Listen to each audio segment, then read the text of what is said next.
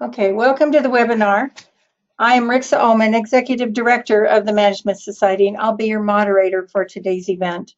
We're very pleased to have Jeanette Bennett present to us on Creating Women, how to turn your skill into business opportunities. A few housekeeping items before we get started.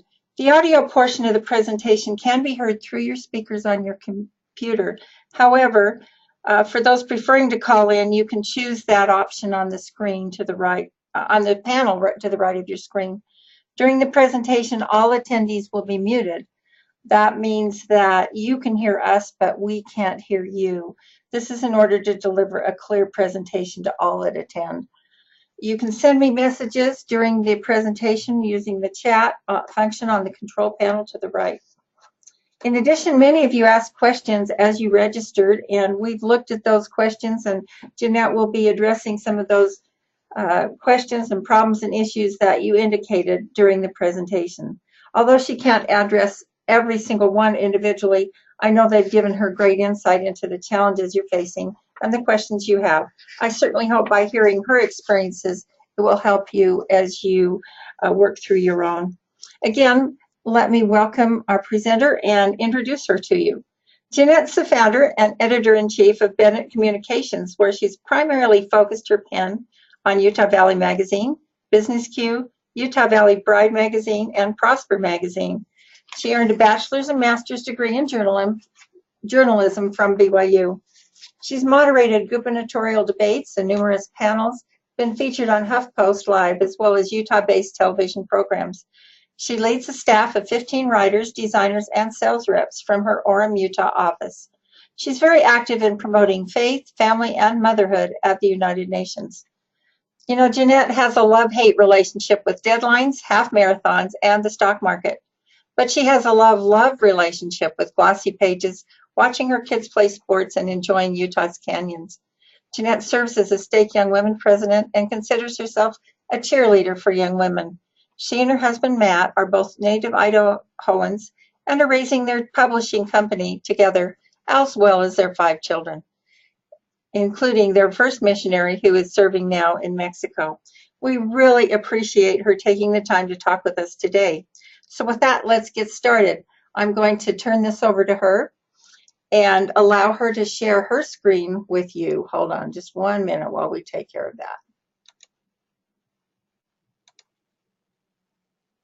Okay, if you'll share your screen with us, Jeanette, we'll be good.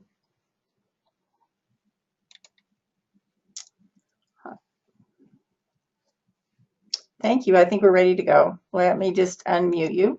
Here we go.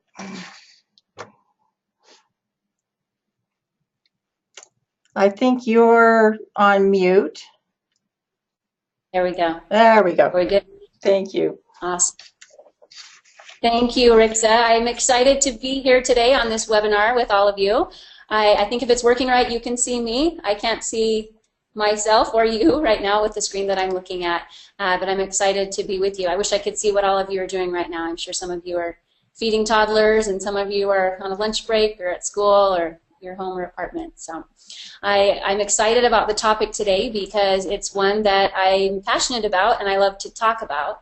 I love to talk to young women about the future ahead of them, and I like to talk to women my age, I'm 42, about some of their goals and dreams as well, and some of the things that have gone well, and maybe some things that didn't turn out like they planned. And so this is a fun topic today. I also really loved reading your questions because it gave me insight into some of the things that you're facing and thinking about, which are similar to my own. Rixa, does that screen look okay, or can you see my GoToWebinar panel? I'm worried that that's showing up. If I put that over there, hopefully that works. Okay.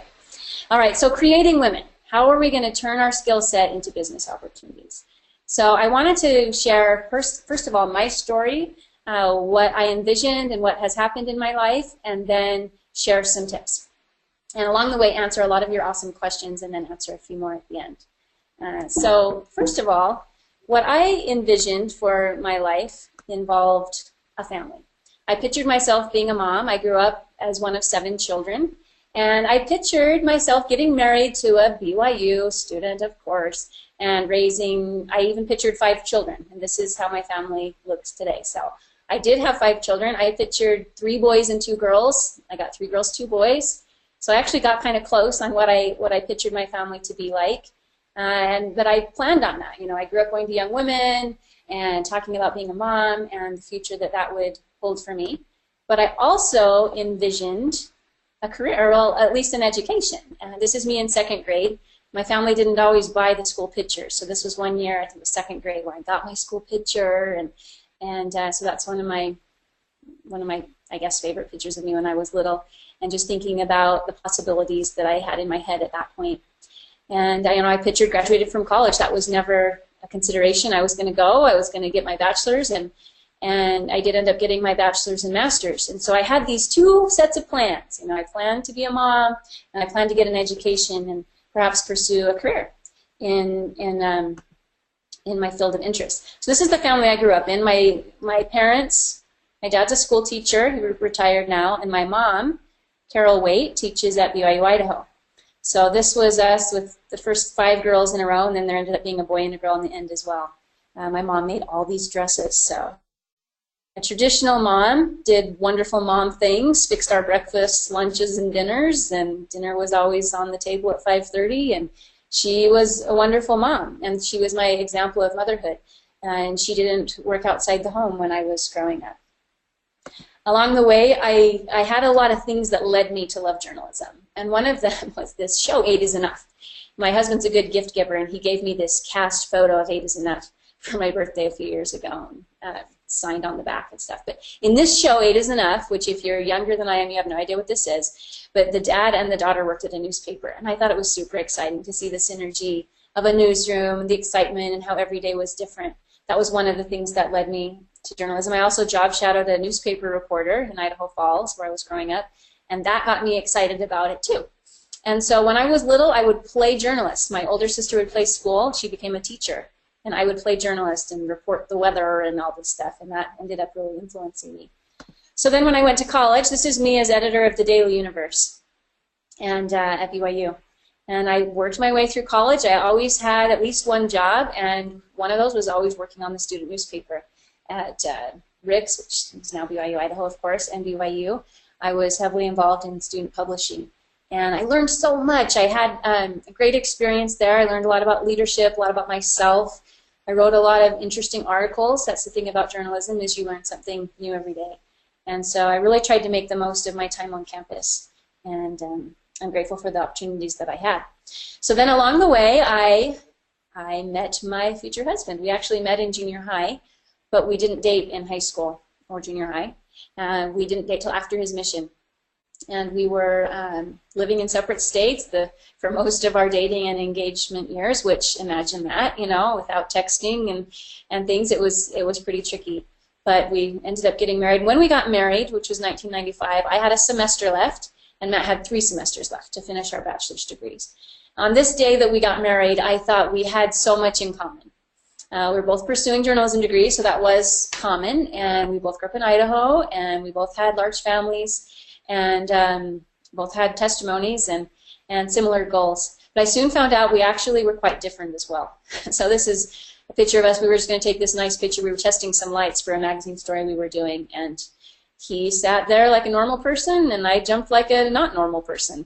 And that's kind of indicative of our relationship sometimes, is that we do see things differently. We're not quite as similar as I supposed on our wedding day, but those differences have been a really huge blessing as we've been business partners and also parenting partners. And so I've learned, and I'm still learning, to really appreciate all those differences and things that he brings to the table that I really need. And he's been a huge part of my story as an entrepreneur. So this is us recently. You know, this is an example. I stressed about what to wear. Family picture days are stressful for me. Maybe you moms can relate. Trying to, do you coordinate? Do you match? What do you do? And 5 minutes before the photo, he picked this shirt out to wear. So, you know, it just shows the differences between Matt and myself, and maybe men and women in general. One of the differences between us is he's very artistic, and that has helped in our business. He's the one who, in the beginning, designed all the pages and took a lot of the photos, and really focused on the visual elements of the magazines that we create, and where I'm the word person and financial person, details, logistics. So as part of his artistic endeavor, he spends a lot of his free time doing art. And this is one of his carvings that he made out of rock. And this was a gift he gave me. So it's a symbol of a dolphin and an anchor. And the Latin phrase means hasten slowly. And this is symbolic of us. When he carved it, the dolphin was him and the anchor is me. And as we were talking about it last night, we thought about how that's actually, we flip-flop those roles at times. And at times I've been the dolphin and he's been the anchor and vice versa. So it's actually been a nice balance, but hasten slowly, kind of the contradictory nature of our relationship and our business. So that's an example of our differences. Here's my 5 children, and you can see that they're different as well. You know, my oldest here, he's the highest one. He's the one on the mission. He's your classic firstborn. He's very exact. He's type A, straight A student. Things are black and white to him. My daughter, my second oldest here in the white, she's a performer. She's got her hands out. She's excited. My middle child has got his arms outstretched saying, notice me, notice me. You know, he's the middle child. And then Lindsay with her head thrown back, she's our super athletic one. She's just kind of go for it, just be silly. And then Lola, who's my caboose, she'll be 4 or 5 next month. She's looking at all of them, trying to learn from them. And that just kind of shows the differences in a family. And I think a family, and the reason this relates to business, is a family is a great foundation for business, because all the skills you need in business, you exercise every day in a family. If you've ever tried to negotiate with a 4-year-old, you are a great negotiator, or at least you know that you're not. You know? So those skills just come in handy in a family. The compromise, you know, if your whole family gets in the car and you're like, where should we go to dinner? There's compromise involved, you know, how can we get close to a win for everybody here? And so family has been a great business prep for me, and especially being a mom. And I love all these kids. Right now they're ages 19, my oldest, down to 4, almost 5. And so these are my business partners. These are my people. And I've learned to really appreciate all the differences. And even going back to college, this is my best friend from college, Tracy. And you know, on the left was a mall photo booth when we were being silly, and then the right is at my home a few months ago, and she came to visit, and just we're so different. And as we talked about it, you know, as we look back, she feels like I kept her in school, and I feel like she helped me have fun. And so it was that great balance. And so life and business is a combination of people that are different around you.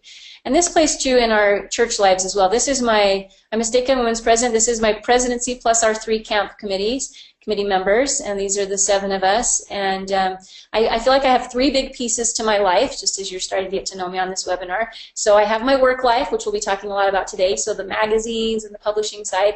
I have my family, my 5 kids and husband. And then I have my church life. So those are my 3 big buckets right now.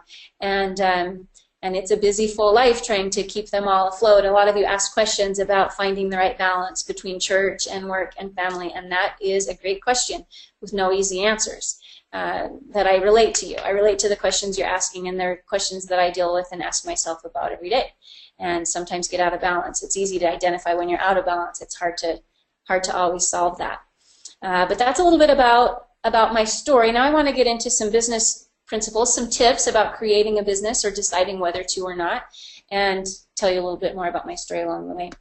So my first tip is take a selfie. Selfie was the word of the year a couple years ago, but basically what I mean by this is start with who you are, who you know. Like take a really close look at who you are, what skills you do have, what are the blessings of your situation. If you're considering starting a business, or maybe you have started a business,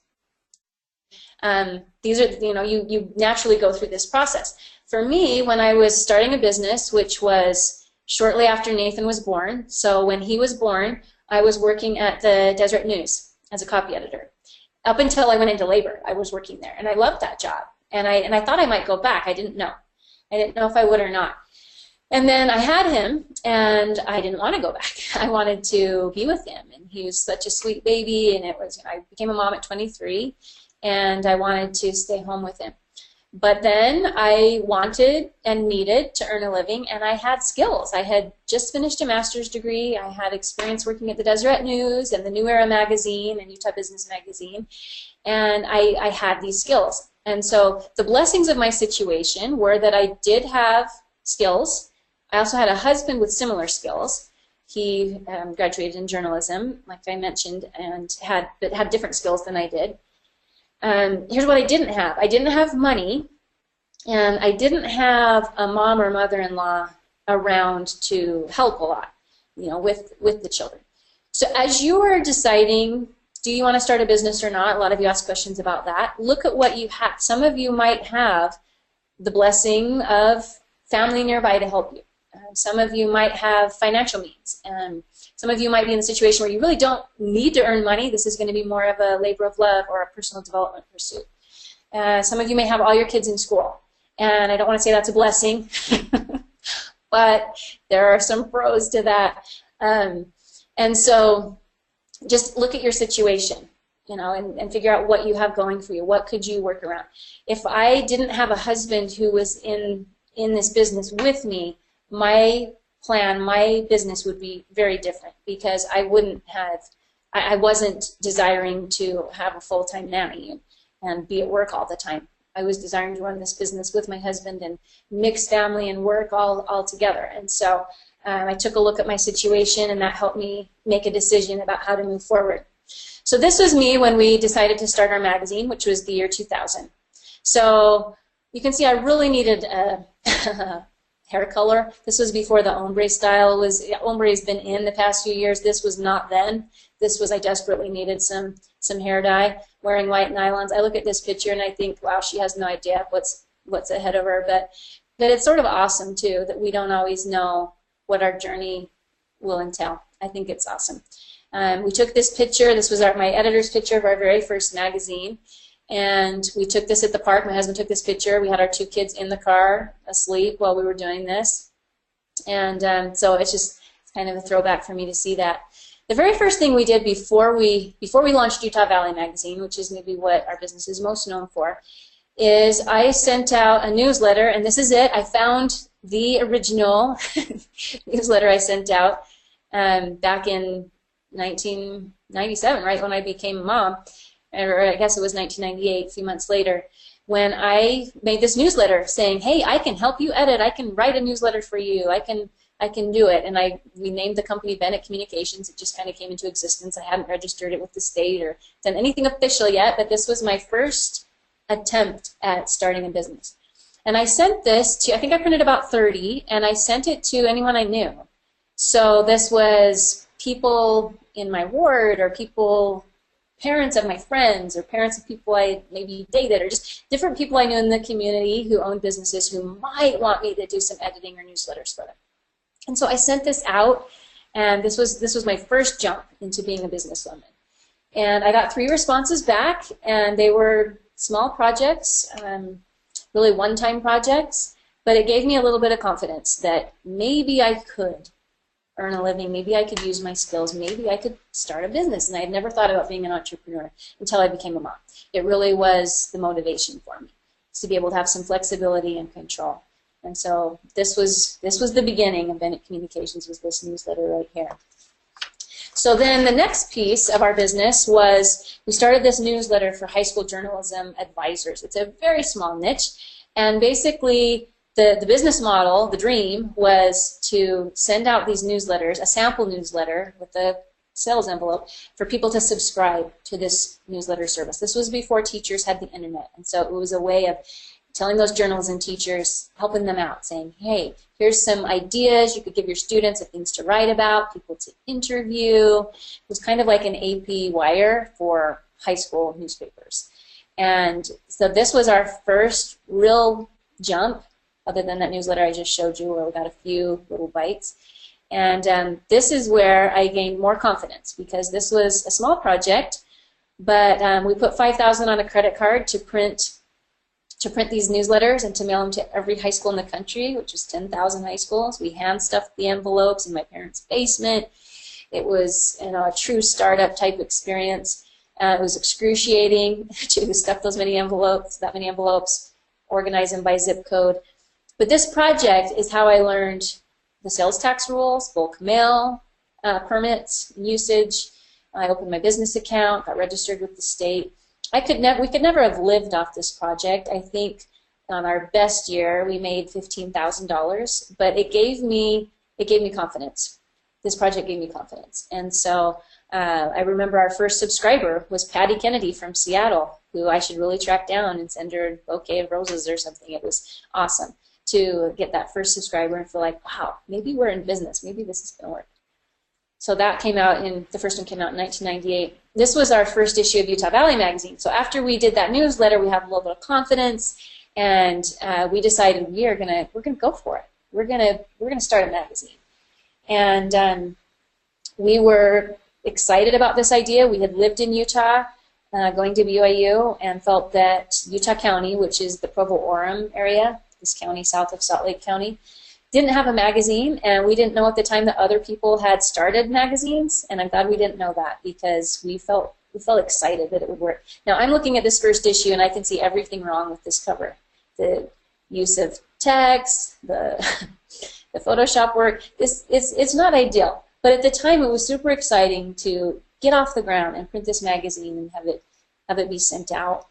Along the way, we started other titles. So we started Business Q, Q's for quarterlies. This is another magazine that we do for the Utah County area. So it's about business owners here. And so those are our advertisers, and that's our audience there. And then we also have Utah Valley Bride. And I kind of like this one because Utah Valley Bride, so that's on the left there, Rachel Parcell.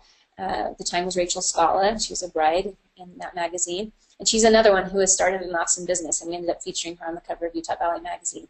She's a social media blogger, fashionista. She's a big deal, has nearly 1 million Instagram followers, and has a lot of power in the fashion space. And so she's another one who really took an inventory of herself, took a selfie, and decided, hey, I love fashion, I like to take pictures, I have good connections with the manufacturers, and she got off the ground, first of all, just showing clothes for free and then charging $20, and now charging a lot more than that, building a really big business. So it's been fun along the way as we've started our different magazines to meet people who have followed their dreams as well. So as part of this take a selfie idea of figuring out what you have to offer, what are the blessings of your life, what are the things you have going for you, and maybe what are the challenges. But as part of that, I would suggest thinking, this is my young woman hat coming on, but I really think it's true too, is to look at the young women values. So I know, if you're LDS, if you grew up going to young women, you have said these values a gazillion million times, and maybe you've said them without thinking about them. But I think these are really business principles too. When you're thinking about should I, can I, will I start a business, these are things to keep in mind. It takes a lot of faith. If you feel directed, you feel great about starting a business, it will take faith to take those steps forward. And think about your individual worth. What is awesome about you? What are you bringing? Make sure you have the knowledge. Make sure that you're jumping in with wisdom and acquiring that knowledge. I'll talk a little bit more about that in a second. Choice and accountability. As women, we have awesome choices these days. We can really choose our path. And I love being a woman, and I love being an LDS woman. And a lot of that comes down to choices. I feel like we have so many awesome choices. The doors are just wide open. But there are some consequences, good and maybe bad, to the ones that we choose. I've chosen to run a business and own that with my husband. There are flip sides to that. I had cottage cheese for dinner last night. It's not like everything is running amazing all the time. It's there's a give and take. So anyway, just a thought to think about those young women values in terms of starting, running a business, creating your journey in life. Don't forget about these beautiful and inspired values that I think can help us as women throughout our lives, to make sure we're doing things with integrity. And virtue is power, and to make sure that we're accessing that power that Heavenly Father wants to give us. He loves His daughters. So that's kind of my closing thought about taking a selfie, is to remember those values. So secondly, business in the front, personality in the back. Basically what I want to say is business matters. You need to understand the principles of business and your particular industry. But as you approach it, be yourself, be creative. there's lots of ways to do things, and that's what's cool about today, is that you can decide how to do it. You can do things 10% different than anyone else, 10% better, and maybe that's enough to set you aside. But you do need to know proper business principles. So I just wanted to review a few of those today that I think are universal. So first of all, a business principle is to be present, to give it your all of whatever you're doing now. And this can be hard as women because we are so good at multitasking. We can take a phone call, post on Instagram, change a diaper, finish an online class. We're pretty good at that, and yet I think we do ourselves a disservice by being so distracted. And so this first business principle I wanted to share is about being present. So for this example, I showed this magazine. This Prosper magazine is another one of the things that we do. It features direct sales companies, home-based business opportunities. And for this one, it was a really cool day, actually. We had these 5 Olympians all in one room together. Winter gold medal Olympians. So Micah Ruzioni from Miracle on Ice, Bonnie Blair, Dan Jansen, Nadia Comaneci, she wasn't a Winter Olympian, but an Olympian, and Bart Connor, so the gymnast there. We had them all together. And the thing that really impressed me, we were together about 2.5 hours or so for this photo shoot. They did not get their phones out, which is unheard of in today's world. How many of you have checked your phone 10 times since you've been on here? Probably all of you, and I can see my text blinking over here, and I'm thinking, okay, I can't look at those right now. We are just so distracted by our devices and by our children and by all the things we have on our to-do list. These people were present. And I have to think that one reason they were able to succeed and be at the top of their industry is that they did that. When they were at the gym or on the rink throughout their training, they must have been completely present, and that's how they were able to be better than their competition. So be present. Be present as much as you possibly can be in your business. Set aside time to work on only business. That's essential. If you're going to run a business, you have to treat it like a business, and part of that is giving it all of you at least some of the time. That might mean trading, babysitting. That might mean, I don't know what that'll mean for you, but you need to figure out how to be present. Next business principle I wanted to mention is to communicate with happiness. So communication, of course, that's what my degrees are in, so I'm passionate about that. But also adding the idea of being happy. So this is one of the cover stories we did on the Provo mayor right now, John Curtis, who is loved. Everybody loves this guy. And I think it's because he's a good communicator and he's happy. And so I don't think people always even understand all of his politics, but they don't care. They just love him. They just support him because of the way he communicates. So as you're starting a business, as you're jumping back into your career, whatever you're in, communicate with happiness. If people send you a text or an email, try to get back to them. Use a smiley face. I know some business people say don't use emoticons, don't use smiley faces. I don't believe in that. I want to show my personality if I can, just so people know, hey, I'm happy, I get it, I like you. I like to add that to my communication. So I think that's a business principle, and it's one we practice at home and at church, and it's a real asset to be able to communicate clearly and be happy. Next business principle is to be bold and be persistent. So this is obviously Donny Osmond. He's the only person who's been on our Utah Valley magazine cover 2 times. And so the first time was in 2001, and we'd only done a few issues. And nobody knew who we were. I mean, I would call people and say, hi, I'm Jeanette with Utah Valley magazine, and they'd be like, Utah Valley State College? They were just confused, and no one knew who we were. And the most famous people didn't want to do an interview with an unknown source. So when I was trying to get that first interview with Donnie, someone told me where he lived, and I had this moment of bravery or stupidity or something, and I went and knocked on his door. And I honestly can't really believe that I did that. That's not really in character for me. But he answered the door, and he was on the phone, but he said, kind of just a second kind of a thing. And so I waited for him to get off the phone, and he agreed to do an interview, and we were able to feature him back in 2001. That was maybe one of my first breakthrough interviews with this new magazine that we had started. And so be bold. Do those things that kind of scare you a little bit. If you're really going to run a business or jump into a career or do something really big, it's going to take some moments of being outside your comfort zone. And also along with that, you want to be persistent. There are times things are just not going to work out perfectly your first go at it. I mean, that's going to be normal.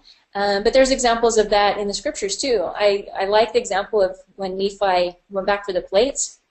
Even though Heavenly Father was going to help him get the plates, it didn't happen the first time. He had to be persistent. He had to be creative. He had to go at it different ways. And I actually think that's a really cool business principle, is to just, if you have a goal, don't give up on that. Just keep working toward it. Just keep approaching it in different ways. And in your head, picture it happening for you. And then just slowly go after it again and again and again. And Donny Osmond himself is a good example of that. He's had an interesting career, and he's reinvented himself over and over again. So this interview I did with him this past year, he has a new furniture line. That's one of the things we wrote about. And that's scary. He's never opened a furniture business before, but that was something he was excited about. So he himself is an example of this business principle I wanted to share as well. So the next one is to believe in your choices, to just really be passionate about them. And I think this holds true whether your choice is to stay home with your children, or if your choice is to be in the workplace, or if your choice is to start a business. Make your choice, with choice and accountability we talked about, and then just believe in it. Just like love that it's your choice. So little story here. This is a local restaurant guy, Dave Tuamisto. He's started several things. He started Bajío, and he started Marley's, and right now he has a restaurant called Milagros in Orem, which is near my office here. Anyway, so when I interviewed him a few years ago, one of my first questions was, so Dave, what made you want to start what made you want to start a restaurant? And he looked at me like, that's a really dumb question, and he said, I think everybody wishes they could start a restaurant. And I looked at him, I am not a good cook. Anyone who knows you will tell you that, or knows me will tell you that. And I looked at him and I was like, I think everybody wishes they could start a magazine. And we both just kind of looked at each other and laughed, because we were both so excited about our choices, him being restaurants, me being magazines, that we just couldn't even imagine that someone else wouldn't want to be us for a day, And we were just excited about what we chose to do. And so whenever you make a choice, just go for it. Just own it. Just be proud of it. Don't second guess it. Just go for it and move forward in faith, and things will fall into place, or maybe they won't, and you'll pivot. You'll find a new path. But anyway, I believe in making choices and then following through with them and feeling good about them and seeing those through. So, and I think that's an important business principle. And when we started our magazine, it's not a huge success right off the bat. You just have to keep moving, keep moving. One of the things that I was interviewing someone the other day, and I noticed around their office they had this same phrase, little piece of paper that was taped everywhere, and it said, "What's your win today?" And I thought that was really cool, and I came back to the office and told my staff about it, because sometimes our choices and our dreams are this big. What we really need to think about is, what's our win today? What's our choice today that's going to hopefully lead to the big choice, the big vision? What's your win today? I think sometimes it's good to break it down into those smaller chunks. So, business principle. Okay, the next one. Stop saying, but I'm too, ... You might say, I'm too young, I'm too shy, I'm too poor, I'm too busy. Try to stop saying those kinds of things, because I have interviewed people who are shy, young, poor, busy, and they have done things. They have accomplished their dreams. And so we need to be better about that. We need to speak positively. This is a cover story with Josh James, and this was actually a while ago. This is our business magazine. So Donny Osmond is the only one who's been on Utah Valley Magazine twice. Josh James is the only one who's been on Business Q twice.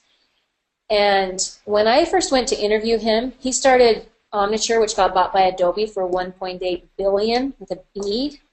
And Josh is younger than I am. But anyway, so when I first showed up at his business to interview him, I was walking in, and I saw this guy. This is a very, I'd never met Josh before. I see this guy walking in the same time I am, and my thought was, he must be here to visit his dad. He looked super young. And then I get in there, and I tell the receptionist, I'm here to interview Josh James. Okay, it'll be just a minute. And in just a minute, they take me to the conference room. And this guy I saw in the parking lot is Josh James. And he's the kid I thought was going to see his dad. He was young. He went for it. I love that. I love that he didn't give excuses, and he's one of the biggest success stories in our community. And he's had multiple businesses. And so take things out of your vocabulary that are not supporting your choices. I think that we need to do ourselves a favor and do that. Next business principle, it's about team. Everyone I interview talks in the business world talks about their team. They have the right people on the bus, which is a phrase from Good to Great, a good business book if you're looking for one. And it's a true principle. This is Studio C, and they're not like your traditional business, right? They're an improv comedy group, and they do an amazing job. You've probably seen Studio C. If not, your kids have. They're a huge success and so fun. And after being around them, I interviewed them each separately for 45 minutes or so, and then we did a photo shoot all together. And I really saw how they're so much better together. The synergy between them is important. And so as you are deciding how to spend your time, if you're building your business, if you're getting a job at a bank, if you're building a co-op with the neighborhood preschool moms, whatever it is you're doing, it really is important to surround yourself with people, not necessarily exactly like you, but people who inspire you, people who elevate you. And you need a team. You need a team of people who you can support and that they can support you. It's really important. There's that old saying that you are the average of the 5 people you spend the most time with. And I tell my kids that, and I think it's really true. And so when we have a team that elevates us, then it's such a blessing. And we can help them and they can help us. So think about that with your team. This was me the day we reenacted sort of the Scott Sterling sketch that Studio C did. They were all really good sports about that. The next business principle is be positive. This is just so true. And it's obvious, right? I mean, everybody tells you to be positive, but it's a super important business principle, life principle, church service principle. Hillary Weeks, who's on the left, she was at a Relief Society function. She's a singer-songwriter. And at the Relief Society function, they told her, the speaker said, that we have 300 negative thoughts a day on average. And she was like, I don't know if that's true for me. And so she bought a clicker thingamabob, and she decided to counter negative thoughts for a week. And she did that for a week. And she realized that she was having a lot of negative thoughts. The dog barks too loud, the red light's too long, my daughter is ornery, all of these things. And she said by the end of the week, nothing about her life had changed, but she felt so down she hardly wanted to get out of bed. And so the next week she kept that clicker, but she counted positive thoughts. She had this idea, well, I wonder how many positive ones I have a day. And the more she thought about positive things, the more positive thoughts she had. And so by the end of that week, she felt so much better, even though, again, nothing about her life had changed. We really need to train ourselves to be more positive. And it doesn't take a clicker. You don't necessarily have to click away or count your thoughts, but we do need to train ourselves to have positive thoughts, to speak in the affirmative about ourselves. And as women, it's so easy to be hard on ourselves. We tell our teenage daughters not to do it, and then we do it. And it's really not helpful. It's not who Heavenly Father intended for us to be, obviously, so we need to be more positive. Every year I do this article on high school students who will change the world, so there's one of our covers about that. And the thing that I love about these high schoolers is they are all super positive. They come in and they're all super different. We have a mix of athletes and perfect ACT and service-oriented and some that have been through hardships, health hardships or otherwise. And so they're all super different. But when I ask them about their high school, they all give the same answer. And basically they all tell me that they go to the best high school in the whole community. And I think it's that positivity of thinking that they have the best situation that makes it so they are going to change the world. And so I just want to remind us to be positive. That's really, really important thing. In Alma, there's the law of restoration that Alma talks about, where whatever we send out into the world comes back. And it's, a principle of karma, where if we send out positive thoughts, positive things happen. It's a true principle. It's a business principle. It's a life principle to be positive. The next one is being excellent. So this is a picture of my employees, some former employees, current employees. We had a baby boom. I only have 15 employees. We're a very small company. And so to have 6 babies born to our staff in a year was pretty crazy. But what I found with my employees is when they're excellent, when I can't live without them, then when they inevitably come, when they're going to become a mom, and we have a lot of younger employees, so a lot of first-time moms, and when they come in and say, Jeanette, I want to work part-time, I want to work from home, they usually have a plan of something that will work for their family. If they're excellent, I am so much more flexible. because I think I can't replace you. You're impossible to replace, so I'll do what you want to do. Whereas if they're mediocre or easily replaceable, then I'm not as willing, you know, it's harder for me to justify kind of the crazy schedule and I'm not going to see you, but how do I, anyway. So the excellence thing is huge. And as women, I think we open a lot more doors when we're excellent. When our business partner, boss, whoever, when we've become so invaluable to them that they'll work around our schedule, it's just huge. It's just it's a business principle to be excellent. And the flexibility that we women crave and need will be more available to you. Okay, so we went over business principles. The next thing I wanted to talk about was you're never too cool for school. Basically learning, just being this curious person, finding people who can teach you throughout your life, just being someone who likes to learn. If you like Brian Regan, at the bottom there I put, be a learner of things. That's one of his kind of funny phrases. Look for ways to learn. So here's a picture. This is on the New York subway. I've been going back to the United Nations the past few years to the Commission on the Status of Women. Anyway, this is one of my trips back there. All the women in the picture are with me, or with the group, and this guy was sitting there. He was on his phone, which of course is a common sight, and I was trying to talk to him. I was just kind of trying to joke with him, see how he felt about being the only guy in the subway car or whatever.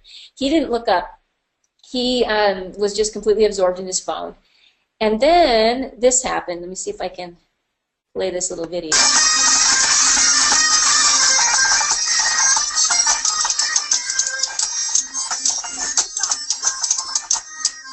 Okay, so it was St. Patrick's Day, and we're sitting there on the subway, and the next stop, this whole bagpipe group of awesomeness comes on the subway, and all of a sudden that loud music, it united everyone in the subway.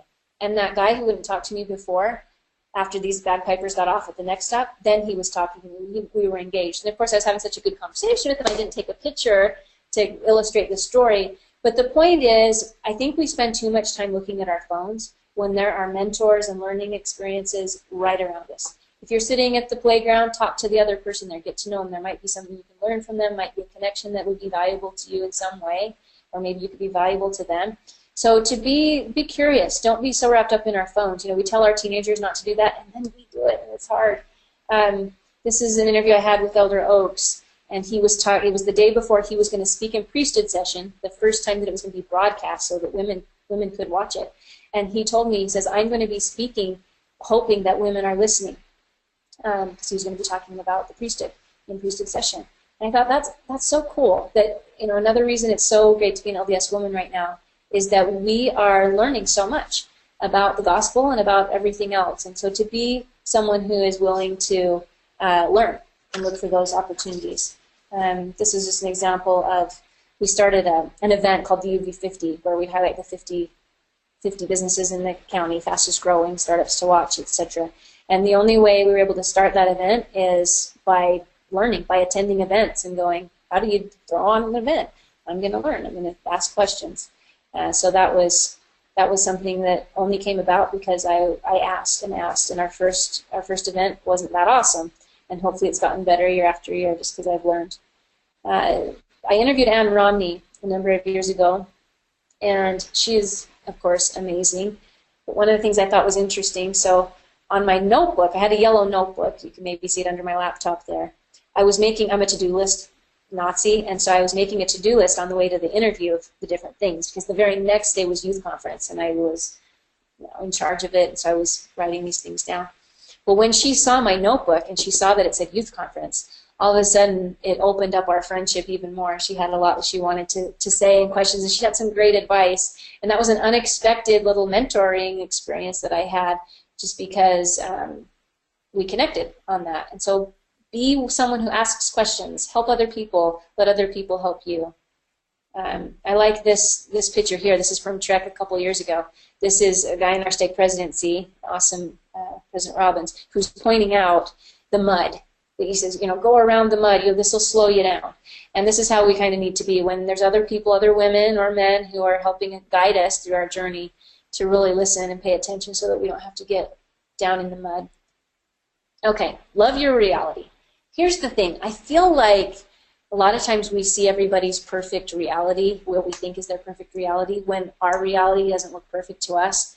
But that's the thing. We've got to learn to love what's real, what's really going on in our lives.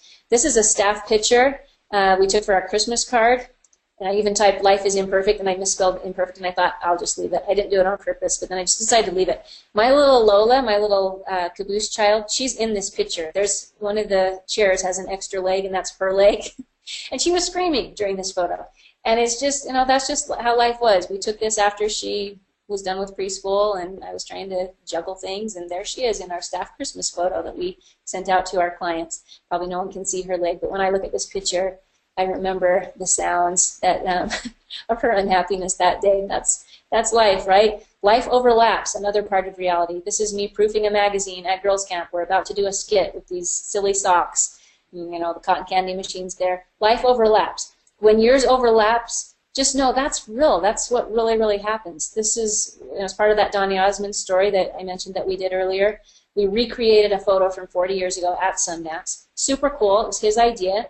So they would come up and do that, and we were taking photos. The whole time I was thinking about, I'm going to be late to this Stake Youth Committee retreat, you know, because life just tends to overlap and things are sort of stressful. So in this picture, all I'm thinking is, okay, my ride's about here. They're going to pick me up for this Stake Youth retreat.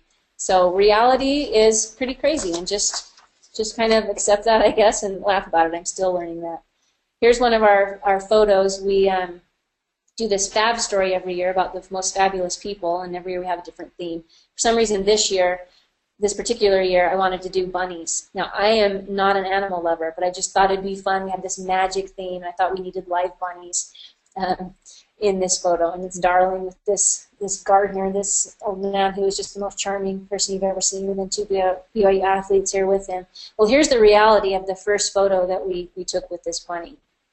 I can't do it. I can't do it. I'm just not good with animals.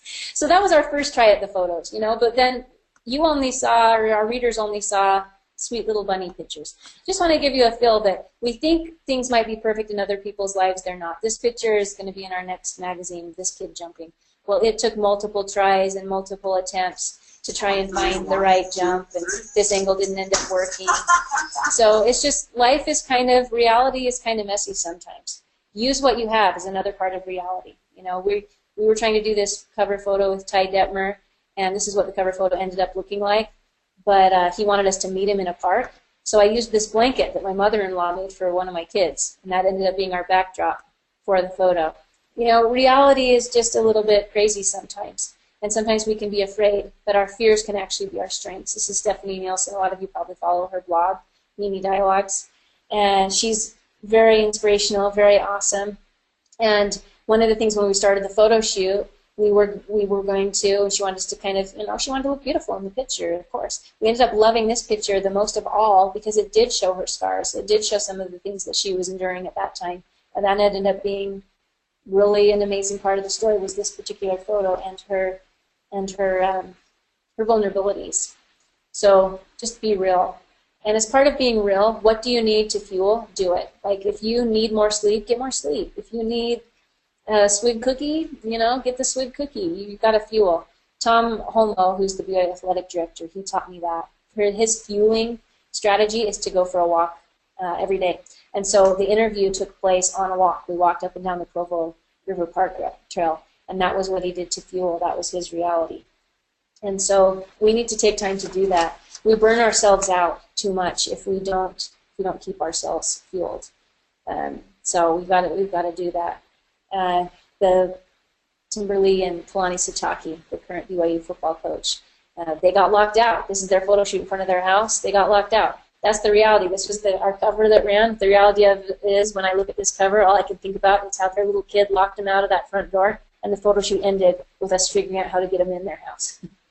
And that's just reality, and sometimes we don't always see everybody's reality. We see our imperfections, but we just need to own it.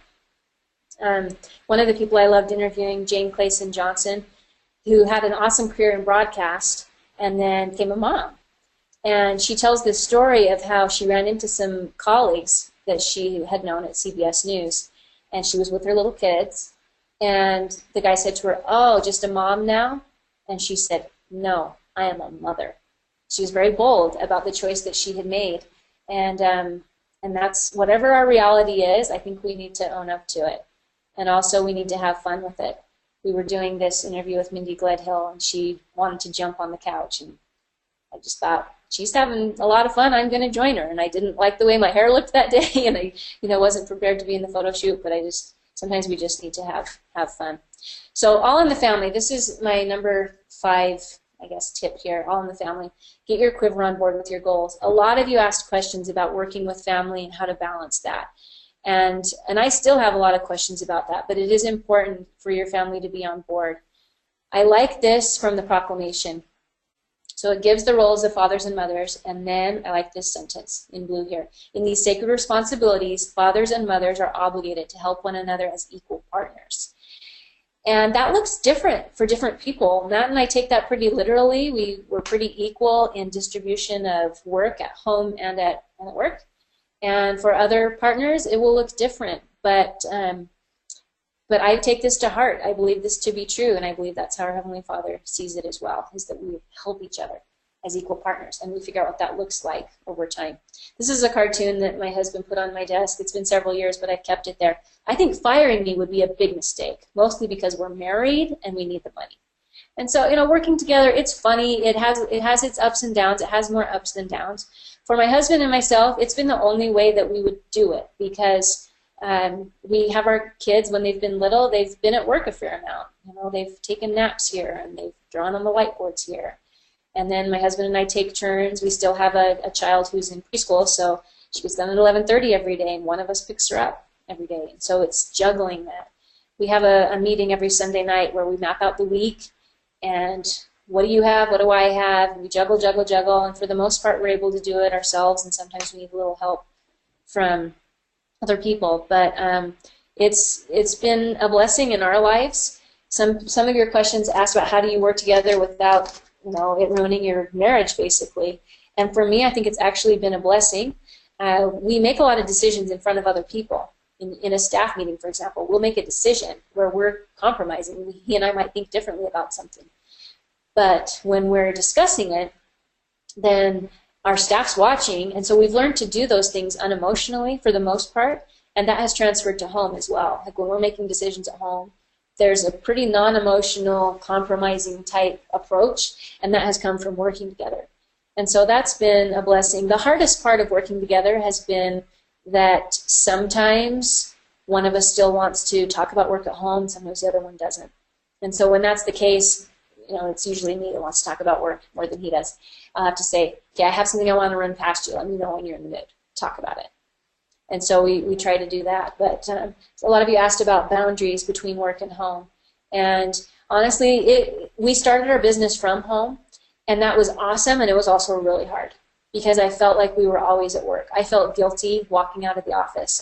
If the fax machine was going or the phone was ringing, if it was 8 o'clock at night, I still felt like I wanted to go in there and work. And so that was hard. Then when we got our first employees in our first office, that was also a hard transition, because then Matt would go to that office every day and I would be home, and I was used to having him to help me when I had to take a phone call and different things. So there's been adjustments all along the way, and we've had to communicate about that. It's adjusted every time we've had a kid.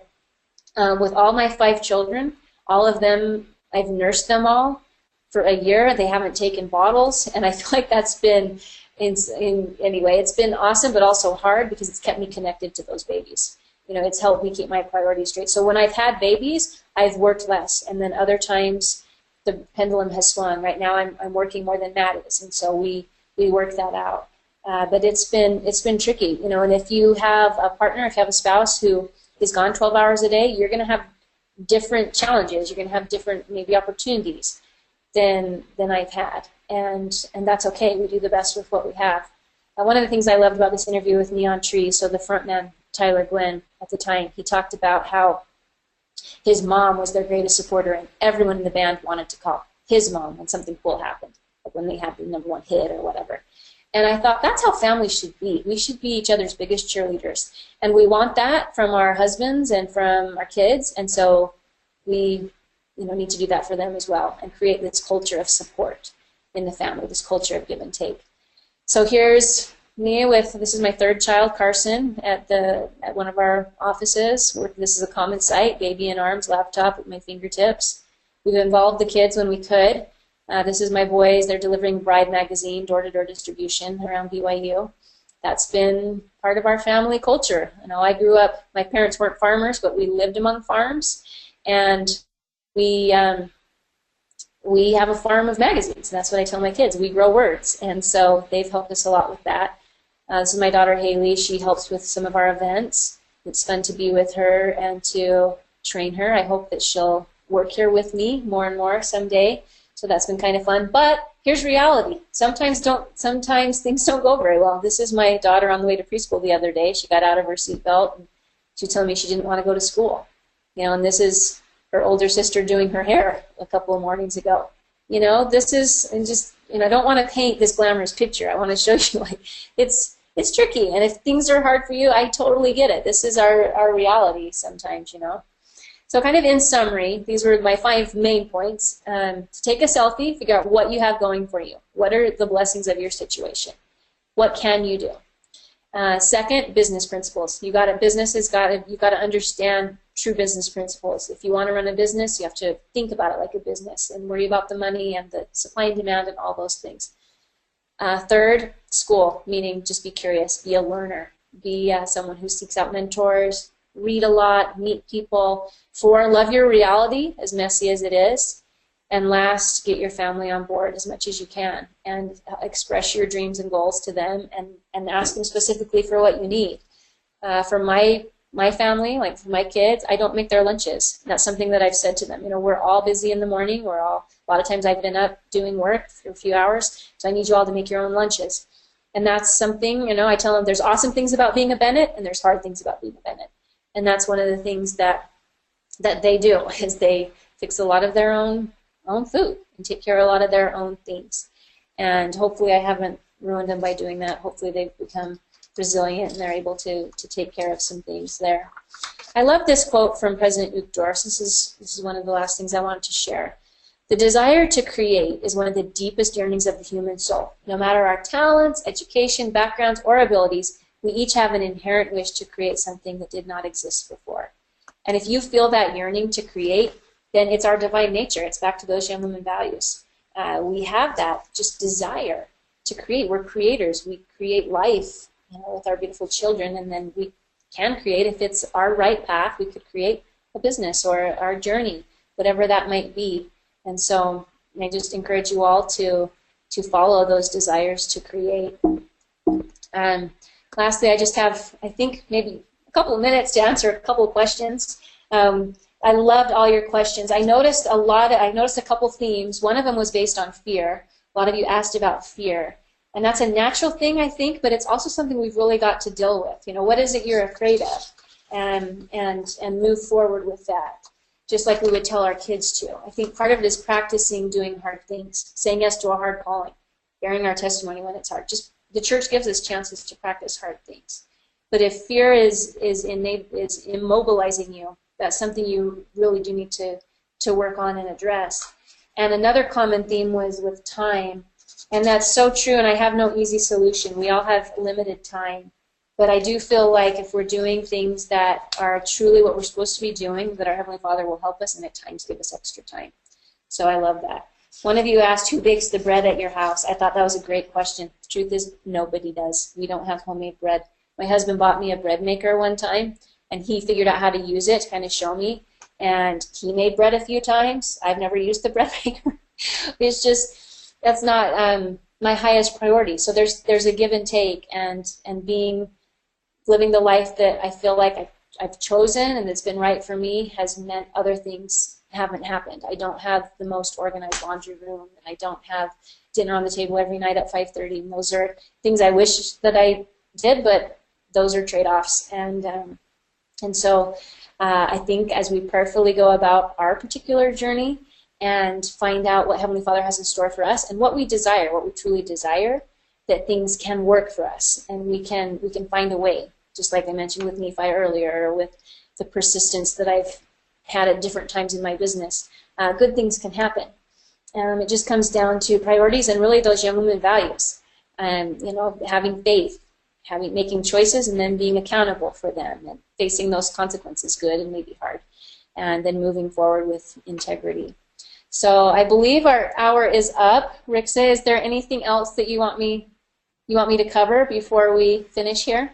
No, I think this has been great. It's been fascinating for me and introspective in many ways, because you think, am I being present in my job, or am I thinking there's something else I need to be doing or ought to be doing or should be doing, instead of taking what I have and really using my talents to be doing what I do best right now in the situation I'm in. And I think we all have choices, but we also have that choice to take what we have when we have it and do the very best. And you've given me some insights on that. I love that about being in a team and being excellent and believe in our choices. I think we have to stand up for that, because we often make our choices with a lot of thought and care, and then we start doubting that down the road. So you have to accept, I think, your own choices and work with that. But it's been a wonderful hour. I've thoroughly enjoyed it. I hope our audience has. It's been a fun learning experience and fun to think about again and look at my own situation. I have recorded this. I will send a link out to everyone who registered for the webinar, so they'll be getting a link from it and they can go back and look at it, share it with those who weren't able to listen. And again, thank you so much, Jeanette, for taking this time with us and sharing your story and what you've done and helping us to think about what we can do better with our own situations. Thank you to our audience for taking your time out for this. And we hope you'll all be engaged in whatever's going on in your life, and be engaged in the Management Society. There's a lot of things going on all around the world in chapters that we have, and this is just one of the things that we're giving you right now. So have a great day, and thank you again.